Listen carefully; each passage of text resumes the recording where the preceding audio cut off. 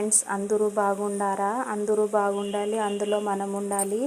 Night డిన్నర్లోకి pongal చేస్తున్నాను. నెయ్యి, oil, మిరియాలు, పచ్చిమిర్చి, ఆనియన్స్ వేసి బాగా ఫ్రై చేసుకోవాలి.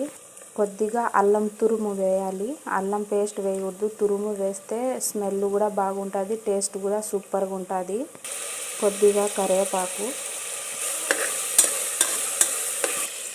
ఒక్కొక్కరు ఒక్కొక్కలాగా చేసుకుంటూ అంటారు, నేనైతే ఇలా చేసుకుంటాను. ఫస్ట్ తిరవాత పెట్టుకొని మళ్ళీ రైసు, మినపప్పు వేసి బాగా ఫ్రై చేసుకుంటాను నెయ్యిలో. మీరు ఎలా చేస్తారో కామెంట్ బాక్స్లో కామెంట్ చేయండి ఫ్రెండ్స్. దీంట్లోకి ఇంకా జీడిపప్పు, కొబ్బరి పాలు వేసుకుంటే ఇంకా టేస్ట్ అయితే సూపర్గా ఉంటుంది. నా దగ్గర అయితే జీడిపప్పు లేదు, కొబ్బరి పాలు వేస్తే మనం తినలేము, అందుకోసమై వేయను. మా బాబు, మా ఆయన అయితే తినరు.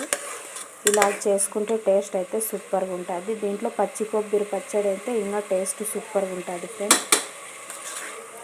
పచ్చి కొబ్బరి పచ్చడి కూడా చూపిస్తాను, ఎలా చేస్తానో చూపిస్తాను రండి. మీరు ఎలా చేసుకుంటారో ఒకసారి కామెంట్ బాక్స్లో కామెంట్ చేయండి ఫ్రెండ్స్. టేస్ట్కి తగినంత కల్లుప్పు వేసుకోవాలి, వాటర్ అయితే పోసుకోవాలి. ఒక 2 to 3 విజిల్స్ పెడితే బాగా మగ్గిపోతుంది, టేస్ట్ అయితే సూపర్గా ఉంటుంది ఫ్రెండ్స్.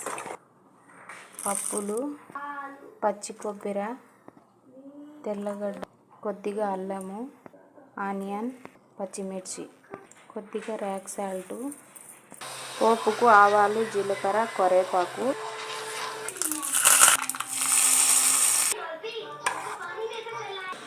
చట్నీ, పొంగల్ అయితే రెడీ అయిపోయింది. టేస్ట్ ఎలా ఉందో చూసి చెప్తాను.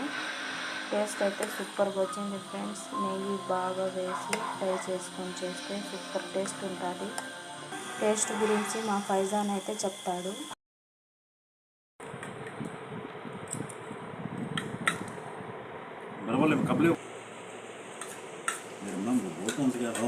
పల్లెటు